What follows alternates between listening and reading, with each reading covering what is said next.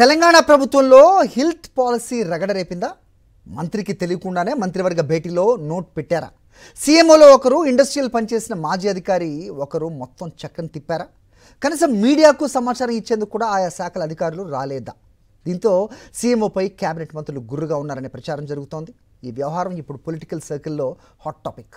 Greater సిటీలో భూముల బదిలీ విధానంపై ప్రభుత్వం తెచ్చిన ఇండస్ట్రియల్ ల్యాండ్స్ ట్రాన్స్ఫర్మేషన్ పాలసీ గురించి కేబినెట్లో టీజీఐఐసీ నోట్ పెట్టి ఈ అంశంపై ప్రతిపక్ష పార్టీ మీడియా సమావేశం నిర్వహించి ప్రభుత్వాన్ని ప్రశ్నించే వరకు ప్రభుత్వంలో కీలకమైన శాఖలకు సమాచారం తెలీదట. మరోపక్క సంబంధిత పరిశ్రమల శాఖకు తెలియకుండానే కొత్త పాలసీ కేబినెట్లో చర్చకు వచ్చిందనే ప్రచారం సచివాలయంలో జోరుగా జరుగుతోంది.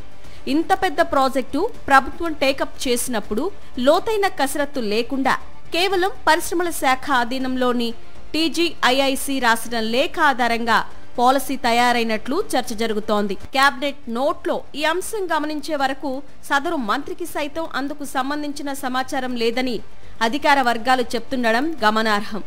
అత్యంత ముఖ్యమైన పాలసీ కేబినెట్లో ఆమోదం పొందినా అదే రోజు మీడియాకు వివరాల వెల్లడికి పరిశ్రమల మంత్రి దూరంగా ఉన్నారు.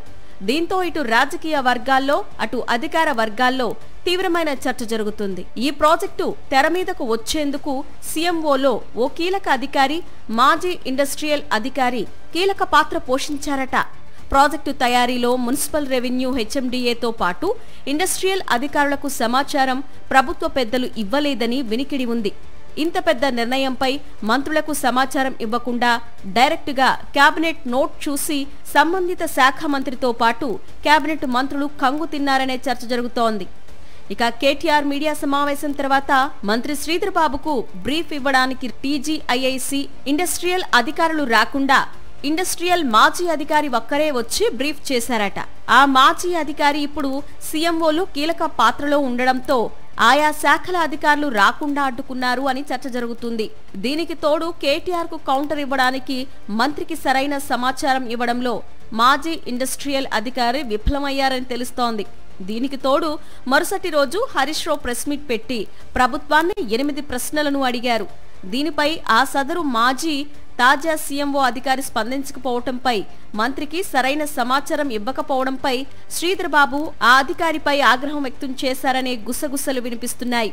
ప్రభుత్వానికి భారీగా ఆదాయం వచ్చే ప్రాజెక్టుపై కనీస సంప్రదింపులు, ముందస్తు చర్చలు, అభిప్రాయాలు తీసుకోకుండా ఏకపక్షంగా ఒకరిద్దరు తాజా మాజీ అధికారుల నిర్ణయాలను పరిగణలోకి తీసుకొని ప్రాజెక్టును తెరమీదకి తీసుకురావడంతో ప్రభుత్వానికి ప్రతిపక్షాల నుంచి కౌంటర్ ఎదురవుతోంది అనే అభిప్రాయం కేబినెట్ మంత్రుల నుంచి వస్తోంది. మరి దీనిపై రానున్న రోజుల్లో ప్రభుత్వం ఎలాంటి నిర్ణయం తీసుకుంటుంది, ఎలా ముందుకు వెళ్తుంది అనేది చూడాలి. సాక్షి టీవీ ప్రసారాలను నిలిపివేయడం చట్టరీత్యా నేరం. సాక్షి టీవీ ప్రసారాల కోసం మీ స్థానిక కేబుల్ ఆపరేటర్ను వెంటనే సంప్రదించండి. డిటిహెచ్లో, ఇంటర్నెట్లో కూడా సాక్షి టీవీ ప్రసారాలను వీక్షించవచ్చు.